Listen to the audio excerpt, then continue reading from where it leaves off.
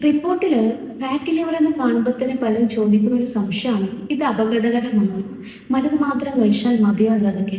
യഥാർത്ഥത്തിൽ fatty liver നിയന്ത്രിക്കാൻ മരുന്നിനേക്കാളും ഏറ്റവും പ്രധാനപ്പെട്ടത് എന്ന് പറയുന്നത് നമ്മുടെ ജീവിതശൈലി തന്നെയാണ്.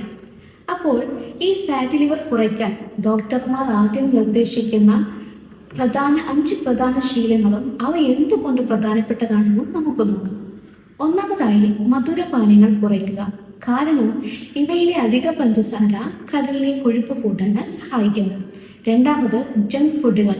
ഇതിലെ കലോറിയും അതേപോലെ തന്നെ അനാരോഗ്യകരമായ കൊഴുപ്പും കൂടുതലായതിനാൽ കരളിലെ കൊഴുപ്പ് കൂടാൻ കാരണമാകും.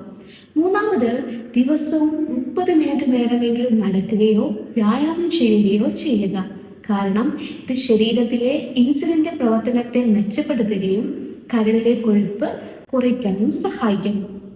അടുത്തതായി ശരീരഭാരം ക്രമേണ കുറയ്ക്കുക. ശരീരഭാരം ചെറിയ തോതിൽ കുറയ്ക്കുന്നത് പോലും നമ്മുടെ കരളിലെ കൊഴുപ്പ് കുറയ്ക്കാൻ സഹായിക്കുമെന്നാണ് പഠനങ്ങൾ സൂചിപ്പിക്കുന്നത്. ഏറ്റവും അവസാനമായി ഫോളോ പരിശോധനകൾ മുടക്കാതിരിക്കുക.